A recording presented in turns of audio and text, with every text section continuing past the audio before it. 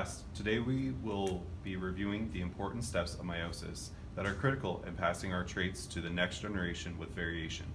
We are going to be walking through this with an example of our good friend, the cow. Our cow of choice is going to be Bessie.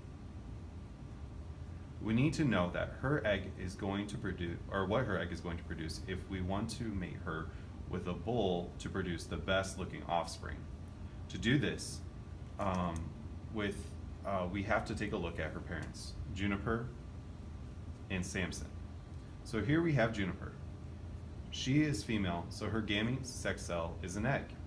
For our purposes today, when we draw the egg, we will have the cell membrane and the nuclear membrane.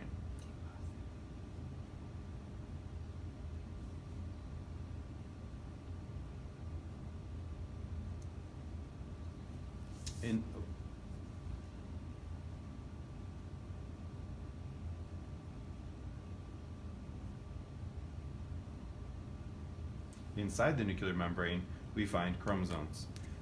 For our notes today, we are going to look at two traits on two different chromosomes. We will label them A and B. Juniper has the dominant version of these two traits. So we will label them with an uppercase letter.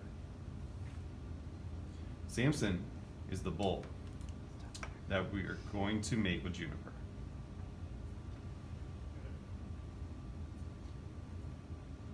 He is a male, so his gamete is the sperm. Again, we are looking at two different traits on two different chromosomes. But Samson is going to have the recessive version of the traits, so we will label them with an uppercase or lowercase letters A and B. So, too far, sorry. So when Juniper's egg is fertilized by Samson's sperm, we create a zygote.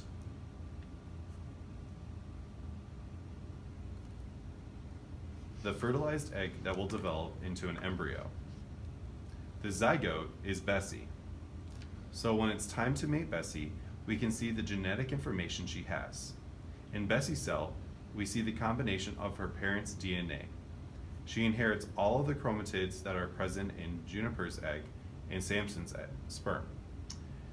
She has big A, a little a big B, and a little b. Last semester, we learned that our DNA and interphase in meiosis. So all of those chromatids make a copy of themselves. These attach together and are called sister chromatids.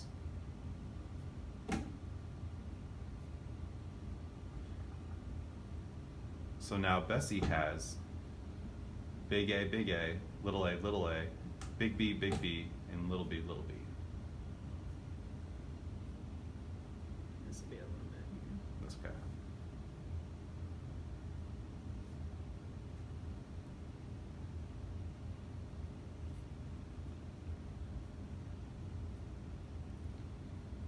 You're gonna have to move that paper over so you can see the end of that. So there you go. Perfect.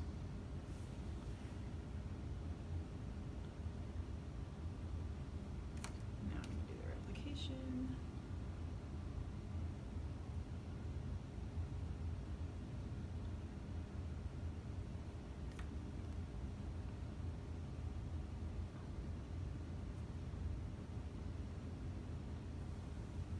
Okay. Ready for meiosis 1? Do you want me to zoom in or you good? You're good. Okay, yep. Meiosis Okay. one. During meiosis 1, homologous chromosomes pair up with each other. That means that the sister chromatids with the big A's match up with the other set of sister chromatids with the big A's. So Juniper's chromosome that carries the big A will match up with Samson's chromosomes that carries the little a. The same is true with the big B chromosome, or is just the B chromosome, sorry. Juniper's big B will match up with Samson's little b. Since we have twice the amount of genetic information in the cell is a diploid cell. Later in meiosis 1, the homologous chromosomes are pulled apart. When we start meiosis 2, we have two identical cells. During meiosis II, the chromosomes are pulled apart into chromatids. This creates 4 gamete cells, 4 eggs. And in each egg, we have half of the amount of genetic information. So these are called haploid cells. Each has 1 A chromatid and 1 B chromatid. Sorry, I went a little faster.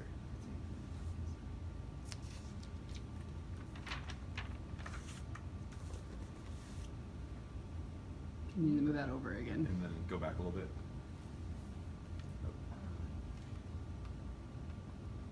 And then go back to where it was at before. Uh, yeah. Yeah. You said 4 gamete cells with the same genetic. These are haploid cells, and then each each has 1 A chromatid and 1 B chromatid. It is up to chance which A chromatid is matched up with what B chromatid. That is how we get genetic variation in our offspring.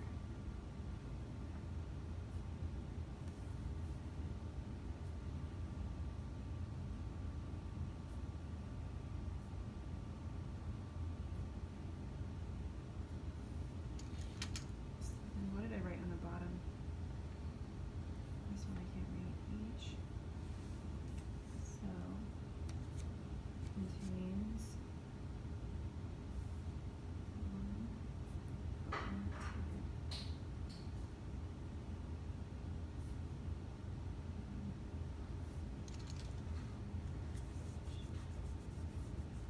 Can you read that? Yep. Yep. All right. Let me answer that. Okay, so now we're ready to draw our Yes.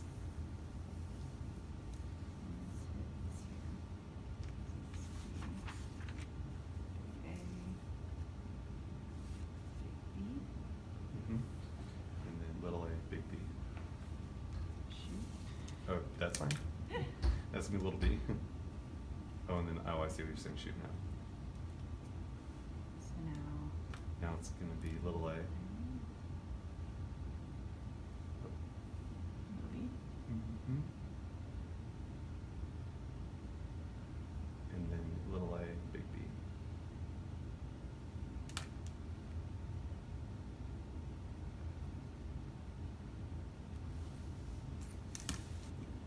Is that all that we put on there? I think so. Yeah, I think, oh, but I just got logged out, so hopefully.